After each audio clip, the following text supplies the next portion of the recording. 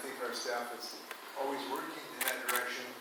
And before I say anything about what the state's doing, I want to thank you for your individual efforts on the behalf of democracy.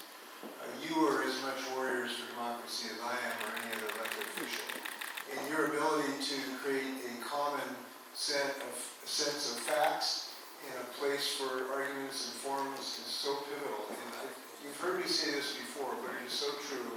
Every year I become more and more recognized in the centrality of what you do to the democratic process.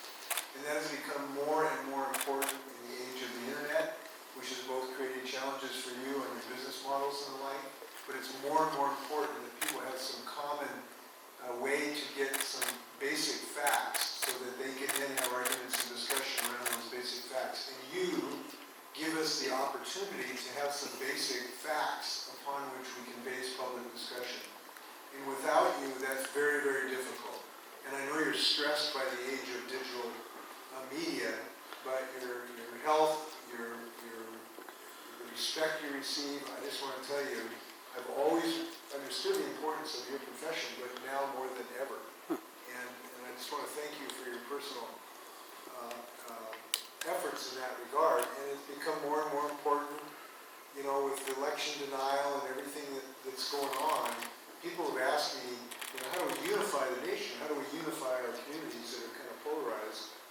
And your efforts professionally are some of the most important things we can do. Again, to have some common sense of basic facts upon which people can then have policy discussions and arguments.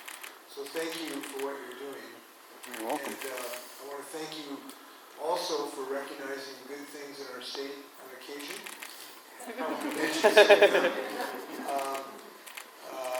I appreciate you reporting that we've had the best COVID response and saved perhaps 19,000 lives in any state in the United States. I appreciate you recognizing we've got some of the best climate laws in the United States, that we've funded a clarity. This year we'll increase funding for special education, that we move forward with paid family leave, that we passed the two biggest transportation packages in the history of the state.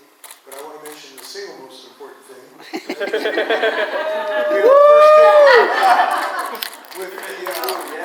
We are the first state in the country that have made pickleball the state sport.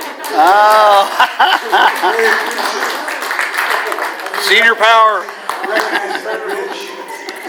I want to lobby you for a minute if I can, since you're here. Yes, please. My job is to help advance the cause of Washington. There's many things that I hope can get done in this legislative session. And I feel really, really good about this legislative session. The tone and tenor, the vibes this year are actually the best since I've been here. There seems to be a better relationship between the parties. Some of the more sort of obstreperous voices are no longer here in the legislature. So I actually feel really positive this year about the work that people are doing in as much bipartisanship as possible. So I really feel optimistic about this session. I just want to mention one thing that is connected to everything else, and that is the homelessness crisis that we are suffering. Every community is having this. It's not just Seattle, and every community is grappling with this and trying to do really great work. I was in Longview 2 days ago. I saw the Tiny Home Village and a fantastic nonprofit that's giving people mental health and chemical addiction treatment. But there's a central fact that I have come to understand.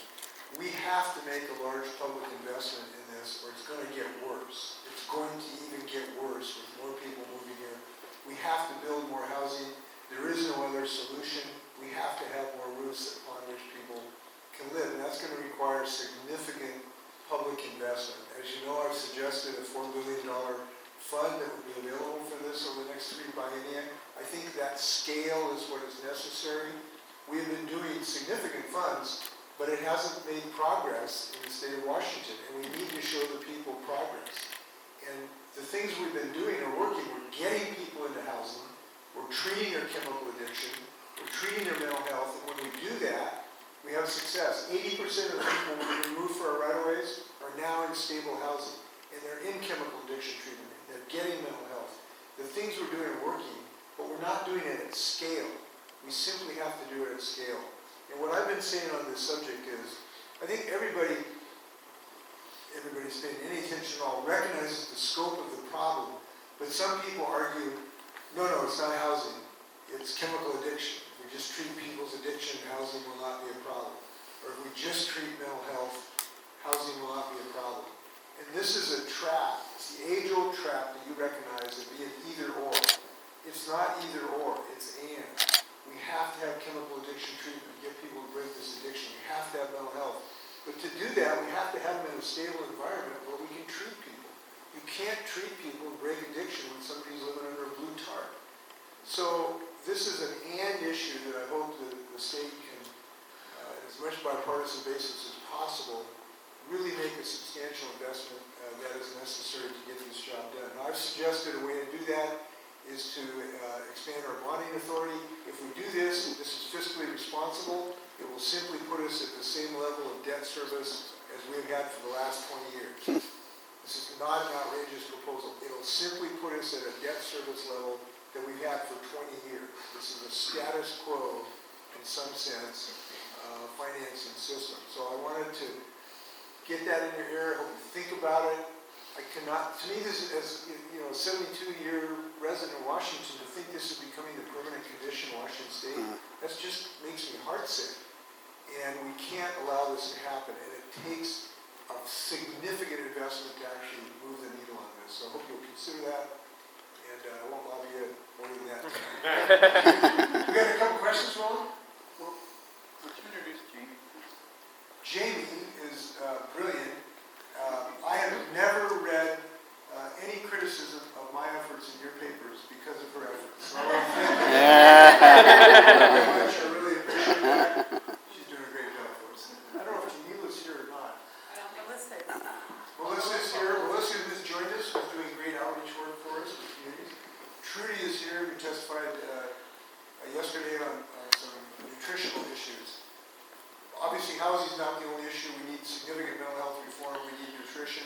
The food banks today have 20 to 30% of their normal inventory of stock. There's a huge run on food in our state as well.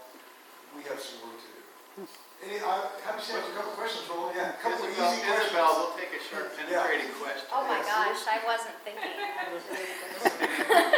You're always On the fly. No, I would love to hear about the homelessness efforts and how the right-of-way, you said sharp penetrating. So you said getting people off of the right-of-way, how can you ensure that moving people out of encampments is humane and safe? Really important question.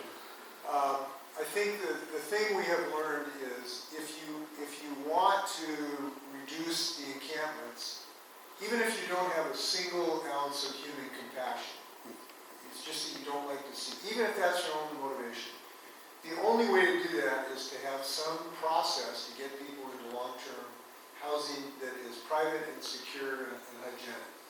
Because otherwise they're just back on the street again. So we have to have a continuum of the things that are necessary to get people to that position. And what our proposal is, we finance that continuum throughout the continuum. It's not just one type of housing, it's several. You have people that we want to get in tiny home villages, which have been very successful when you marry this with mental health and chemical addiction treatment. We are doing conversions of motels around the state. I was in Spokane 3 weeks ago with the Catalyst. We got 100 people there. We totally rebuilt. By the way, it's a challenge. 90% of the rooms we had to rehab because of meth contamination. Wow. But now we have 100 people there. Most of them came from Camp Hope in Spokane, and they have 4 full-time mental health professionals on site. We have 3 chemical addiction people, and that's the kind of supportive network that a lot of these folks need. You can't just pull somebody who's been homeless for 6 years with a problem and stick them in a motel room and think they're going to stay there and be okay. They've got to have some support to really get them to accept really common sense things that you can't believe. These people are kind of broken. They need help. So giving them that help, a lot of these folks need it in a variety of contexts. Then you go to the longer term solutions with low-income subsidized housing with people who may be beyond the need of having a lot of supportive system. And we also need help to try to get people to get equity into homes. So we have a provision to suggest that. So we're suggesting the whole continuum. Congregate care is something we also do for that emergency situation. but congregate care has not been really successful getting people, because they'll go in, if they go in at all, they don't want to go in, right? Because you're just a cot in a warehouse and you have no privacy. And they go in there for 2 nights and they're back on the street.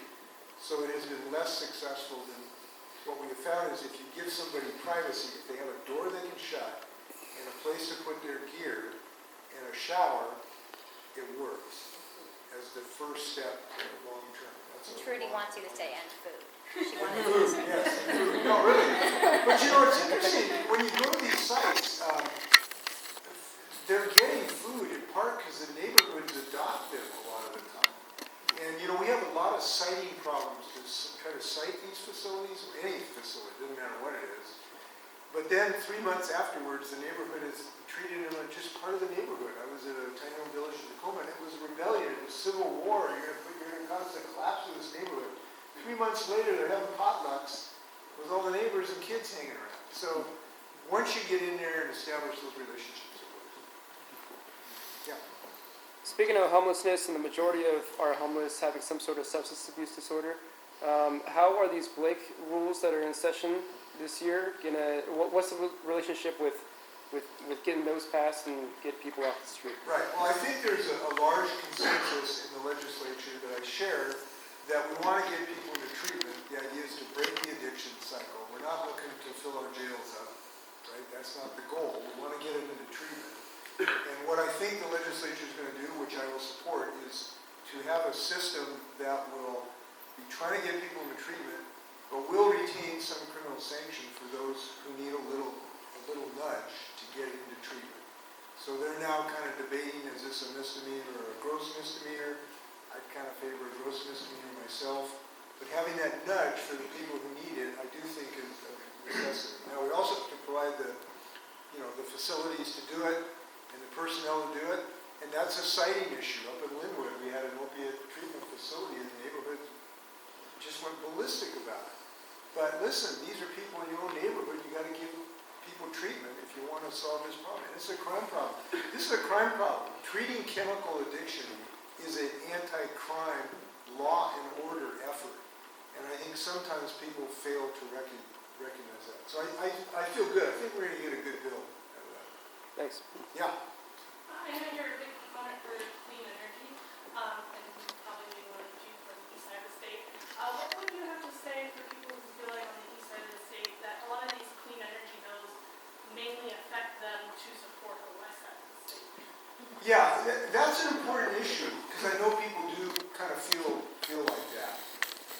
What I would say is, first off, there's no effort to site these facilities in order to sort of victimize people in Eastern Washington. I wouldn't allow that because I'm kind of a Central Washington guy that tried to raise our kids and see them for 20 years, so I'm still kind of there emotionally. What it is that happens to be where the Creator put the sunshine. And it happens to be where the Creator put the wind. And you kind of have to do it where the sun and the wind is. And so it's sort of a physical reality that exists. Eastern Washington is blessed by incredible things the Creator has given, which is water, beautiful topsoil, great growing conditions. But the Creator also gives them the two biggest resources of energy, which is the sun and the wind. So I would say that it's just a natural physical situation that's a reality. And then you try to make decisions, where do you have some of these sites that have the least impact with the community. You try to make sure the community has input about them. There's some things you can do to site things that have less visual impact, so rather than more. And so you try to get as much input from the community about that in citing decisions. But listen, these are decisions. No energy system has zero environmental impact. Everything has some environmental impact. But the fact of the matter is, we're not going to have water for our crops long term in Eastern Washington if we lose our snowpack because of climate change. People are going to be breathing smoke because our forests are burning down if we don't deal with climate. I think it's a lot better to try some clean energy. And I'm really excited about the clean energy system in Tri-Cities. We want WSU to have this clean energy innovation center, and I think the community is pretty excited about it too. It's gonna be a world changer.